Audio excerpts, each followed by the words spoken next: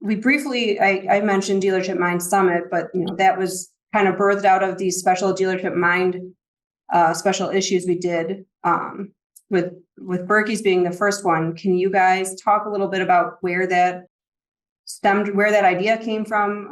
That was Mike's idea. Actually, that was the old man's idea. It was Frank's. Yeah.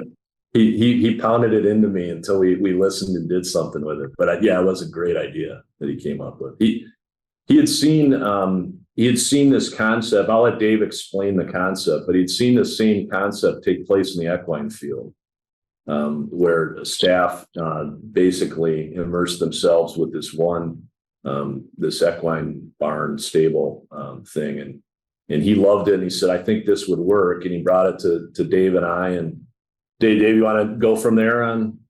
That project was always challenging because we involved several staff people. It wasn't just one or two of us going to visit a dealership.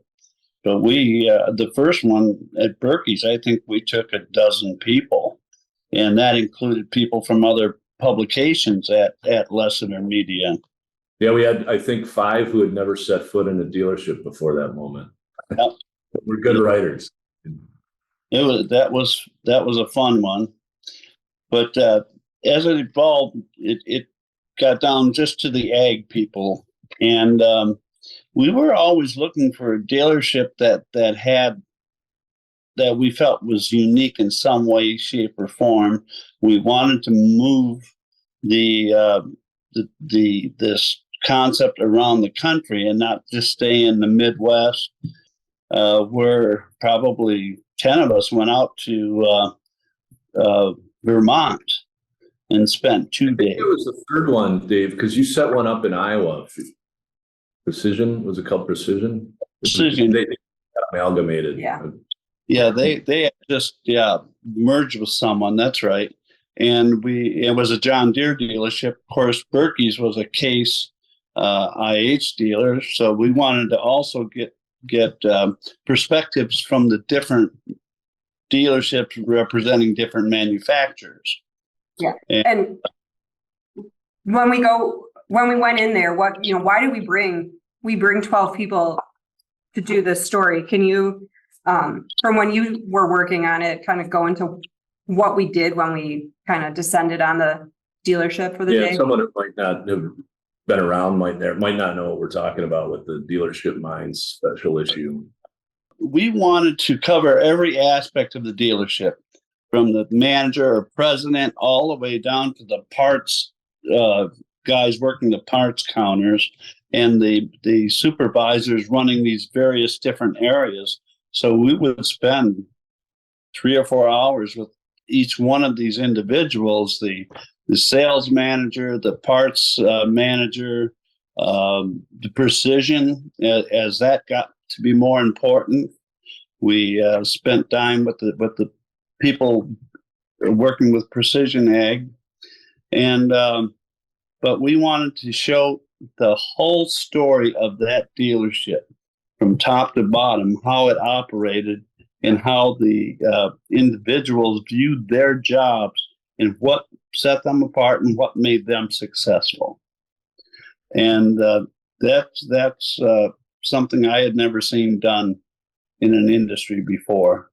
And we would spend a day and a half or 2 days pulling this huge project together. And it was a logistical challenge too, because trying to get the dealership people available to spend time with us and trying to coordinate that was always a challenge. Yeah, I can remember those Champlain Valley year. I think once we left the Milwaukee airport, we were split in 2 groups and probably didn't see the rest of the group again, but can remember some late night drives through the mountains in Vermont trying to find where we were going. If you guys remember, I'm sure you heard this too, is after we published that, not only the personnel at the dealership that we covered, but other readers said, that was a great article. I never knew, I'm a service tech, and I never knew what the salesman was actually doing all day long before, and vice versa. And they learned something. Guys might have been 100 yards from each other, every day for 20 years, but never knew what the other one was actually filling their day with, and how important all the cogs in the machine were. That was satisfying to hear. Yeah, it was. Another thing I think that was unique that we did that set us apart was that first year that I joined you in 2005. I think it was in 2005, but it was for 2006, the Outlook and Trends report. I know that the year before I joined you, I came in 2005. You had put kind of a small forecast together, but we wanted to do something more that had more weight to it, had more detail to it, had more credibility to it, and it was based on surveying dealerships. And what that opened up a whole new audience in that financial analysts who followed the manufacturers, the Deeres, the Cases, the AGCOs, became interested. Is we have this relationship with dealers, and if dealers don't know what's going on and what they think is going to happen next year, who would know? And that was something very unique that set us apart and gave us a lot of credibility with the financial industry. That's a great point. And just some context there, AEM was doing a forecast annual, but no one, manufacturers were forecast without knowing what the dealers or the farmers' plans were. And so it's one of these aha moments. Who knows better what their customers want than the dealers themselves? And no one was asking the dealers for their input. And yeah, Dave's right. That was a defining moment, because put together a big in-depth survey that year, and when it came out, everyone was paying attention to, well, okay, so we're now asking the people who probably know best what the coming year is going to look like. And then you guys blossomed from there, and everything you did with Ag Equipment Intelligence that was a big step in the right direction, as Dave said, with the analysts and relationships that were coming from other places we hadn't recognized before. And that we would do the summary of the data that we compiled for farm equipment, and then we got into great detail with this report we issued through Ag Equipment Intelligence. Yeah, so looking back, I guess now that I'm reflecting, we did a lot of unique things in a pretty short time, and I know that as years went by, we got better and better at it. The dealership of the year, the dealership minds, the forecasting trends, these were all unique things that Farm Equipment did that led to us becoming the #1 publication in the ag equipment segment of the industry.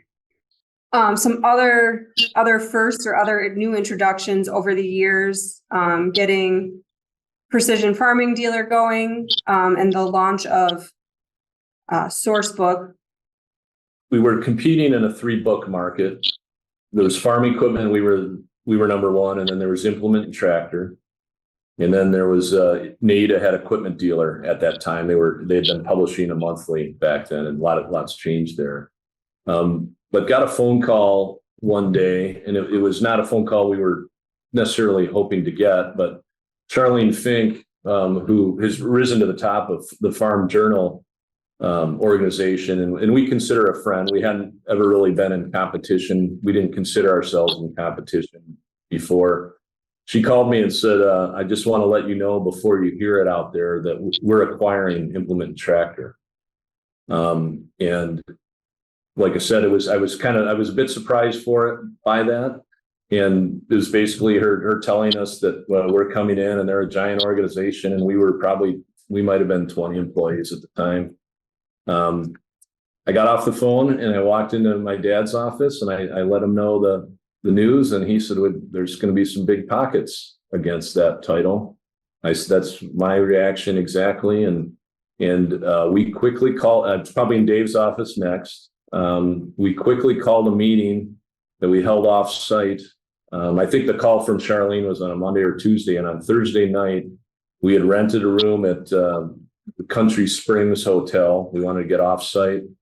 And the president were myself, Dave Kinnicky, Jim Rank, our vice president of sales at the time, and Don Henning, who had been a close friend of ours and strategic planning facilitator. And we said, let's talk about what we're going to do with this news we were just given. And we had dinner and we had some drinks brought in, and we went to work all night long.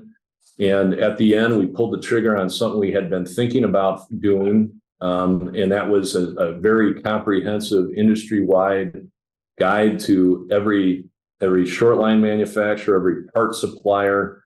It was going to be a comprehensive end-all be-all directory, and one no longer existed. And so that night before we broke, we committed ourselves to starting it and doing it. And it had, I want to say, 1,300 product listings, a massive data collection effort. But we threw a flag in the ground and had a wildly successful launch of what we called the Source Book. And we did it for, I want to say that was 2008 or so. So we did it 10 years or so before we evolved to another special issue. But another thing that I think showed the stoutness of our crew, and that competition does make you better. And we owed it to ourselves, our readers, and all the people supporting us to give it our absolute best shot. I'm proud of what that did. Dave, I don't know if you got any other memories of that, but that was a big one. Oh yeah, that's just something else that kept me up at night. But I actually don't remember a lot about that. I know I was there, I was involved, but it was just another thing that we had to get done. And I always thought we need competition, because they do make you better and smarter and sharper and work harder. Because my goal was always to be number one. When you first joined me at Modern Casting, that was my goal, was to become the number one publication, and we did it. And then we took farm equipment from the graveyard and brought it back to life and made it number one. So it seems like we always had a mission, and that's where I think I always felt I was best, when there was a mission. We had a goal to achieve. And in both our cases and the things that you and I have worked on together over the years, we did it. We made it work. We took publications that weren't doing well, turned them around and made them very profitable and valuable to our readers. That was the basis of the whole thing, was the readers had to get value out of it. Because if the readers have value, then the advertising comes. If you build it, they will come. And that's what we did in 2 different cases throughout my career, and we did it, you and I together. So very, very, I feel good about it.